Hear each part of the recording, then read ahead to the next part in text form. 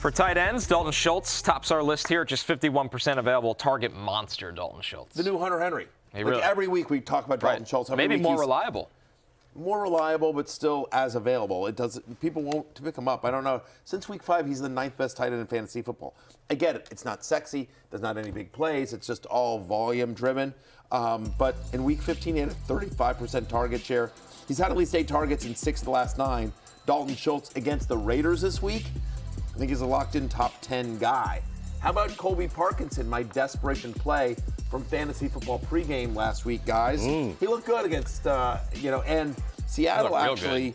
Seattle is not good against tight ends. One of the few weaknesses of the Seahawks defense is their defense of the tight end.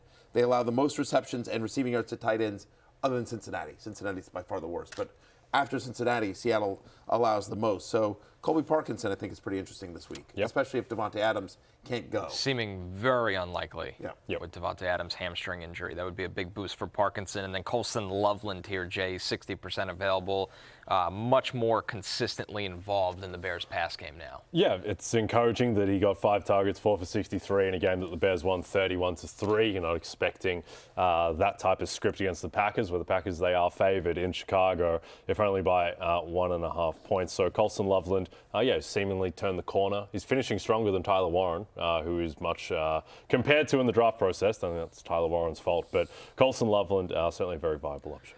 All right, some deeper league targets. How about Darren Waller? Guys, when Darren Waller plays, he's effective, and the Bengals have been horrific against tight ends, Matthew. So maybe another big Waller week. Yeah, we'll talk about him a little bit more in the next segment when we get into Monday Night Football, but Bengals have allowed 6 more touchdowns to tight ends than any other team in the NFL. 6 more. That's a massive amount.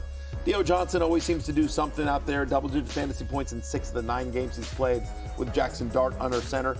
And how about Gunnar Helm, who we've talked about on this show over the course of the year a little bit. Love him in Dynasty.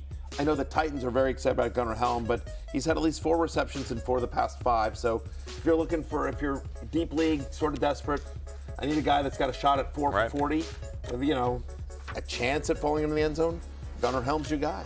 If you need a defense, how about the Saints against the Jets? Could be another Brady Cook week. The Vikings against the Giants. Brian Flores is coaching his ass off again, despite, the Vikings having a tough season. The Cowboys against the Chargers. The Chargers have no one there to pass protect, so Justin Herbert's going to be getting hit a lot. And then the Bucs against the Panthers. Todd Bowles, we heard a very angry Todd Bowles. Needs to carry over in the big division matchup if you're streaming the Bucs defense. Hey, it's Matthew Berry from NBCSports.com and Rotoworld.com, and I want to thank you so much for watching whatever it is you just watched, or if nothing else, being too lazy to click out of the autoplay after this video started, after whatever it is you actually wanted to watch finished. But now that you're here, I'd like to take a moment here to ask you respectfully now, okay? I'm asking you respectfully to subscribe to the NFL on NBC YouTube channel.